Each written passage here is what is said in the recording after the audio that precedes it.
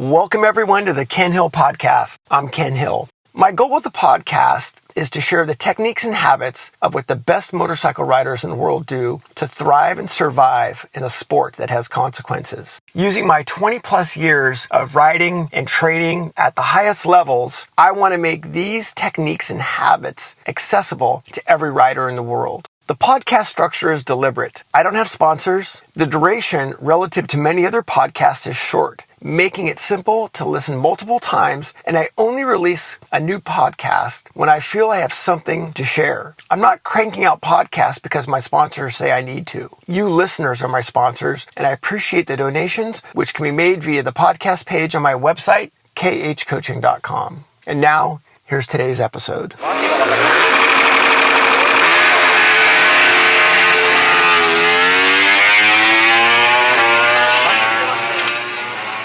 Welcome to the Ken Hill Podcast. This is your host, Ken Hill.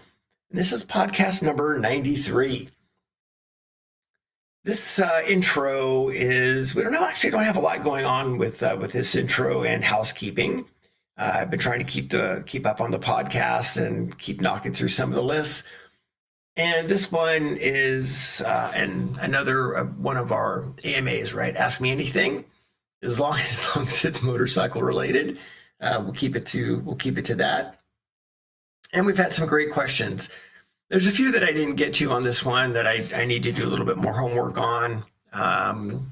One involving, kind of where the bike market is going. Another one, why we're seeing so many crashes in Moto2, and I got to do a little bit more homework on that. So I'll be doing another one of those. But yeah, please submit your questions to kenhillpodcast@gmail.com. And just like these, hopefully we get your questions answered. So pretty simple. All right, let's get diving right into podcast number 93. All right, back with podcast number 93. I'm going to try to answer 5 questions here. I'm going to try to limit these to 5 questions. So we're just going to jump right in here and start getting after it. All right. Question number 1 comes from Loki, and Loki's asking about hitting barriers and meeting or plateauing. And as a new rider, I'm not going to read you his whole email, but newer rider, improving quite a bit, improving quickly, but then plateauing, and also getting a little bit overwhelmed with speed. So as you're going quicker, just getting a little bit out of sync with things. So I'm going to break that down into 2 things, which is 1, hitting plateaus, and your technique kind of falling away as the pace comes up. So, and it's really interesting because with newer riders, typically newer riders that are especially following a program, they, oh my gosh, you see all these great improvements and the lap time keeps coming down and this is awesome. And then at some point, doesn't matter who you are, doesn't matter where you're at in your riding, you're going to hit a plateau. And it can be a little bit, you can get taken aback a little bit from it, be like, oh my gosh, what happened? Do I suck? And why did this suddenly get so hard?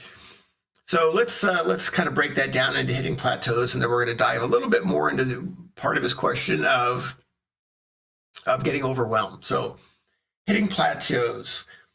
You have to remember that we actually, as we stay in any sport, as you stay into it, you're actually at the plateau stage most of the time.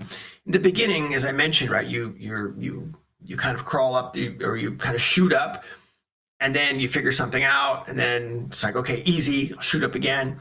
But that is not, it just doesn't stay that way. And as you stay into any sport, you end up spending a lot of time at that plateau stage. And the first thing with that is understanding that is completely normal. It's absolutely normal.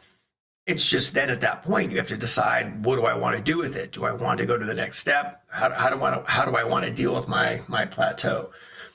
So when we look at plateaus, we reverse the issue. So first is we look at your goal. And so what is your goal in your riding? Is it Is it racing? Is it to be a more proficient rider? Is it all these different things? And of course, a lot of times it's the lap time. Okay, I get it. Lap time, no problem. So we have to look at the goal. Second thing is we have to start looking at what is holding you back from that goal. Is it braking? Is it acceleration? Is it precision? What's stopping you from getting there? Again, you could have very good precision, but maybe you're not using a lot of brake force, or you may not have a lot of acceleration force, whatever it might be. So getting evaluated to figure out what is holding you back. This is where professional, quite honestly, I'm not going to try to, push my stuff. This is where a professional's opinion, it pays off. I mean, it shortcuts these plateau stages. And not only does it shortcut the plateau stages, but it gives you a pathway to improve. So get evaluated. I mean, a professional maybe can look at one of your videos and see in 3 corners, hey, you're not doing X, Y, or Z. So we need to get evaluated. And then once you get evaluated for whatever it might be, is then you can start putting a plan together to work on a singular thing at a time that can help you. So let's just say if it's braking, right? Okay, we're not building a brake force, or maybe you're building too much brake force. Is then you can start to go, okay, I'm not, my braking is not right. I keep getting out braked. And then again, part of the evaluation is, why are you getting out braked? Is not enough brake pressure? Is it braking too early? Is it braking too hard? Whatever it might be. And then you can start to work on that one thing at a time. And I think that's a pretty big deal. Is one, figure out what it is, but then work on one thing at a time to fix it. And a quick story on that is when I started working a little bit more with some of the pro riders, like actually on track with the pro riders, and working with the JD Beaches and the Hayden Gillums and the Valentins. And we were at schools. We had our little camps. Somebody has to film them, and so I noticed that when I would go film them, I'm not as quick as they are, but I could still go okay. And the thing that I lacked was I was essentially braking sort of one board before them. That's sort of the short version. And it was obviously that's what was holding me back. So I had to work on, okay, one, that's my problem. And now how am I going to fix it? And so part of that was a vision issue for me.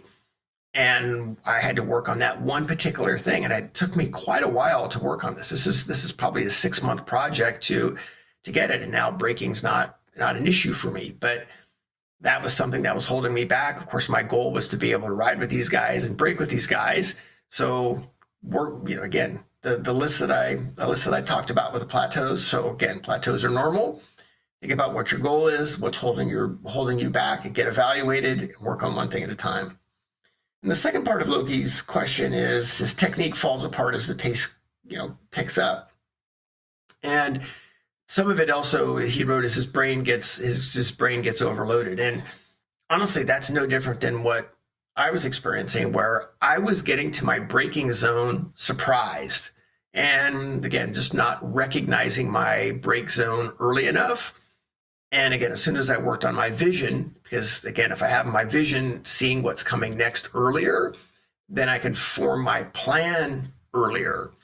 And if it's an issue where if you're not able to fully develop your plan, say it's like, well, okay, I'm going to get to this corner, but I still don't know what to do, then we can start working on the braking technique. So in Loki's case, I think we have some vision issues that we need to take a look at. And then as well as, he writes in there, I got to train my vision.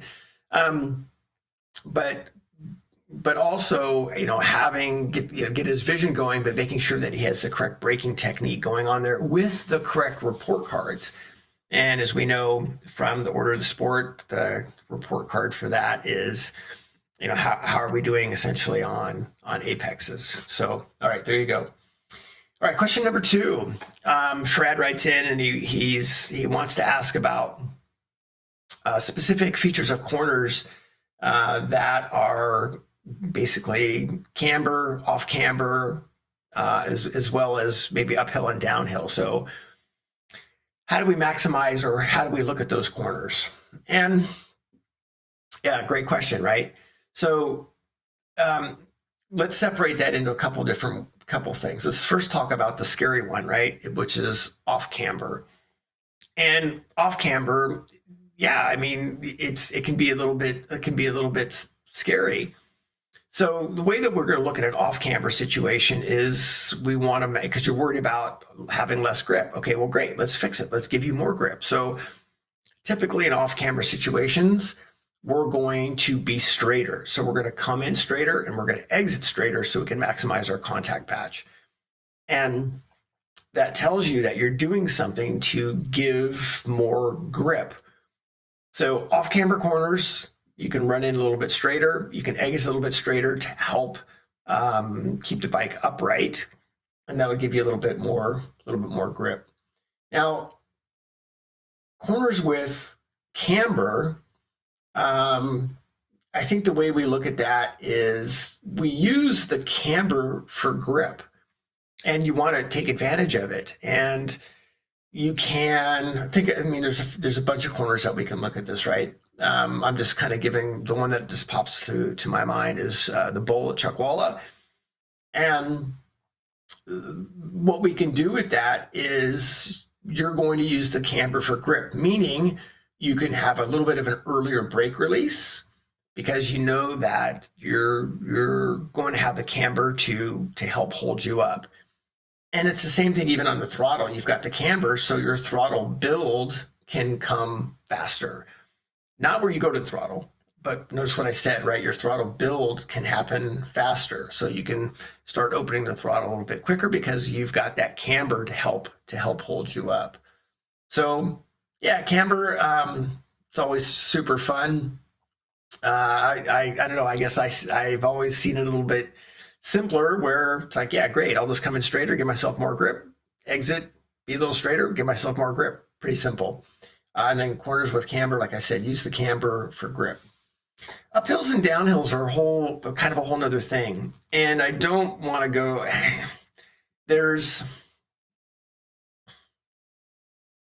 I think there's a lot to uphills and downhills, but we don't necessarily want to overthink it. And there's even some bike setups, things that go with uphills and downhills. Let's take like a Barber or Sonoma or even Laguna to a degree. And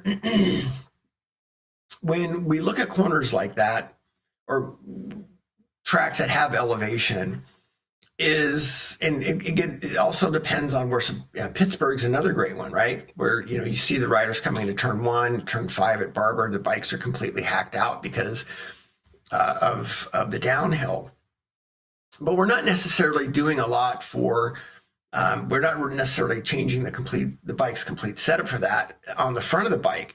Interestingly enough, we might make some changes to the rear of the bike to help with that as far as rebound settings, or even spring preloads. We might do some messing around with that.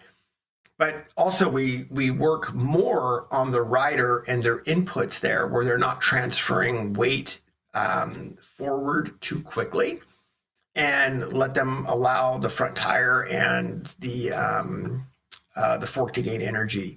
So we actually spend quite a bit of time talking with the rider about that, and not because you see the riders that if they go to the brakes very, very quickly, the bike backs in quickly, typically too quickly of an input. Whereas if they build it, it can actually prevent that from happening. So yeah, uphills and downhills. Yeah, I mean, even on some of the uphills, a lot of the uphills, they end up like you can go turn 5 at Pittsburgh as an example for that. You can, again, it's sort of got some camber with it, so you can use the camber to help load the tire. Then you've got some other corners, again, like Pittsburgh's another one, 14 at Pittsburgh, where the exit drops off. And so again, being straighter over that is what helps you with that. So, all right, there's our camber question. Let's take a look here at our next one, number 3. Dan. Dan's one of my Blaze clients as well, and so this is a good question from Dan, which is, how early can you turn in and not compromise bike placement? So, a lot of this has to do obviously with the corner that you're approaching and how how where your turn-in point's going to be, what your turn-in rate is going to be. But regardless of the corner radius, the way that we would look at that is, we do want to turn in at a rate which helps maximize grip and helps maximize brake pressure, but still does not compromise your approach to the corner as well. So obviously a lot going on there. I would say the easiest or the best answer for that is, if you have to pick the bike up to get to the apex, so if you've turned in and you've turned in too early, and then as you try to get to the apex, or you're trying to get to the curb or whatever it might be, and you actually have to pick the bike up, well, then that's too much. Right? You've turned in either too quickly or too early. So you've compromised your bike placement right there. So I would say if you can continue to turn in a linear fashion where you're incrementally reducing your speed and increasing your lane angle, and if you can keep doing that, you're good. But if you got to pick the bike back up, then you've gone too much. And part of that also is, let's take that a little bit of a step further, which is if you've turned in, say, too early and you have to alter your lean angle at the apex, meaning, or your trajectory at the apex, same thing. Then we've got something going on there where again, the whole idea is we want to be able to add lean angle in a linear fashion to the slow point and take it away from the slow points. But so if you're having to alter your trajectory after that's done, then we know we have a little bit of an issue there. So all right, let's go with, we got another question here. Tyson just squeaked this one in, which is GP shift, and whether you should be using GP shift or not. And all the professionals are using it, and is that actually the case? So I would say, absolutely. The majority of professional riders are using quote GP shift, reverse shift. And there were some outliers when it came to that, of course, right? There's a few riders that are going to use a standard shift. And of course, now in GP, and even now World Superbike, right? We have the neutral lockout. So you're not having to worry about finding neutral. So GP shift is basically the industry standard, and it's, you can get away with using a regular quote street pattern, but I feel at some point it's going to limit you. It's a great example is, I can shift both ways because I just have a lot of experience. I can jump on any bike and it doesn't bother me. But on one of my FC1s that I ride is a street shift. And I can, when I'm running around at a normal pace, it's not that big a deal. But as soon as the pace comes up and I'm having to try to get my foot under the shifter to try to make a shift when the bike is leaned over, that is a struggle. So I think it's one of those things that with GP shift, it's sort of the quicker you go and the less time that you have, it absolutely makes sense. So, and transitioning is actually fairly simple. I know a lot of people freak out about it, but you would be surprised at how easy it is. Typically, within a couple of sessions, when you're riding, you get on track and you're riding, you'll get used to it. I very rarely have I seen people typically overthink it a little bit. And when they do it, it's just really not that big of a deal. So I think that it's something that if you're racing and you're going to stay racing, I'm a fan of it. I think that's great. It's easy to switch a lot of your bikes over as well if you're riding street bikes as well. So not that big of a deal. All right, let's look at our last question. So this is kind of question number 5. Question number 5 from Bill. I see you at regular track days with regular riders. Don't you only work with pros? So, well, there's a lot to this answer, and the first one is be very transparent. Yeah, a lot of it has to do with money. I mean, I'm here. This is a job for me, right? It's a career, and so I need to look at who's going to compensate me the most for my services. It's pretty simple. So if someone's going to pay, the day rate, it fits into my schedule, and I'm at a regular track day, that's awesome. I think it's great. But there's actually quite a bit more to it than that, which is I don't ever want to pigeonhole myself either being at the very top or the very bottom. There's nothing wrong with either.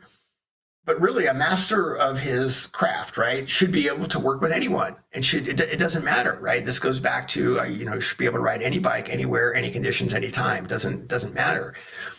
Just as is, I want to be able to work with somebody that's literally never ridden a motorcycle, to somebody that is in Grand Prix.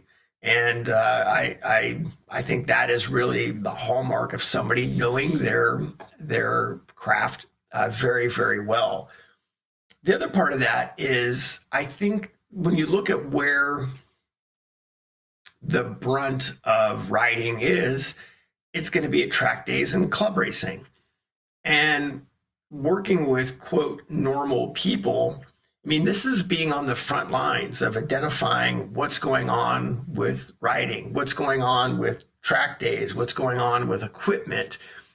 So yeah, if you see me out there changing wheels, changing gearing, changing brake pads, it's because if I want to be really good at this, I need to be involved on the front lines of doing this. Otherwise, you're not going to be able to be figuring these things out. So I think it's just part of the experience, and it's again part of me wanting to be the best at this. And if again, I want to be able to scale either at the highest level or scale at the lowest level, and it doesn't matter. And so to give two opposite ends of this is if I'm working with a pro rider and they're at the very the 0.01% of their technique or craft, and it's very much proven what I'm doing, whether it works or not, and how I communicate it with them, and how we approach it, how we form report cards, all these things. And we can see that it works at a very, at the very sharp end, right? At the highest level. Well, that actually makes my job easier if I'm working on somebody at a track day, because it helps me pinpoint what the correct technique should be, and even in what order it is. It just makes life a lot easier. And just as now the opposite side is working with somebody that's a newer rider or somebody at a track day, is finding different ways with different people to communicate these techniques and habits. And that actually is great, because if you find something that makes it easier to take, obviously we're trying to do very complex things. If you find an easier way, and you're dealing with more people, right? So you've got to be able to figure out how this person learns, how they connect with your communication. And as you build more of an inventory of that, it makes your job easier for everyone else. So yeah, that's why I'm doing it. Because again, I want to get better at this, and every day is a learning opportunity for me. So, all right, there you go. 5 questions. Hope you enjoyed them. I love getting these. So if you have questions, please submit them to kenhillpodcast@gmail.com. And we've already got a list building for the next one. So, all right. Thanks again. Ken Hill Podcast 2021, all rights reserved.